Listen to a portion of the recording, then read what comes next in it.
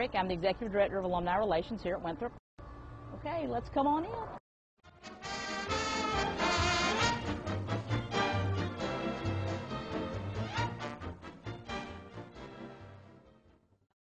Well, the Little Chapel was the first place that Winthrop started. It was the birthplace of Winthrop University, which at the time was Winthrop College, and it was in Columbia. It was actually a stable house on the Ainslie Hall Mansion, and there's a complete replica of it still on the Ainslie Hall Mansion in Columbia.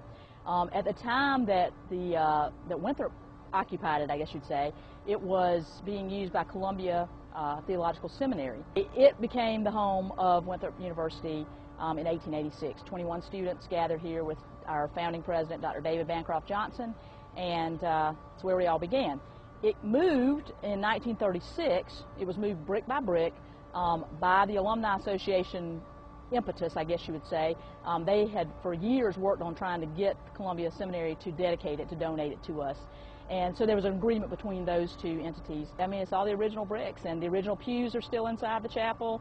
And one of the claims to fame that makes this a National Historic kind of monument is the fact that, number one, Robert Mills was the architect, who was the same architect for the State House in Columbia and for the Washington Monument, and also that Woodrow Wilson, who was one of our presidents of the United States, made a profession of faith here on one of these pews because his dad was the president of Columbia Seminary when he was a little boy.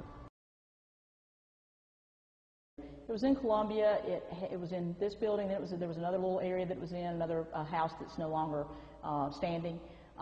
But as it was beginning to expand, you know, the University of South Carolina was there. It wasn't. I don't know that it was called that at the time, but there were some colleges there. There was a need for a college in the upstate, so bids were taken. I know Spartanburg made a bid.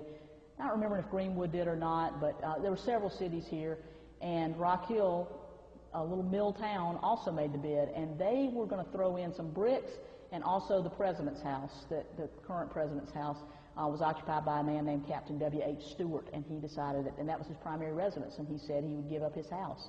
And so Winthrop Rock Hill got the bid and won it, and Winthrop came here, and that's how it kind of landed in Rock Hill. It was a day of great festivity in Rock Hill. They said there were people waiting at the telegraph office at like 3 in the morning to hear whether or not, you know, what the decision had been made by the school board of where to put it.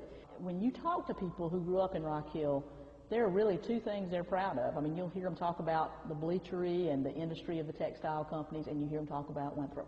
Those are the two things that people associate with Rock Hill.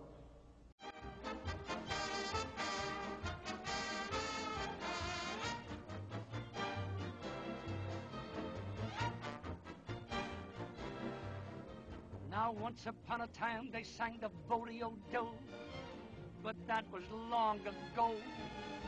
Then everybody started into boop-boop-a-doop. They got tired of that,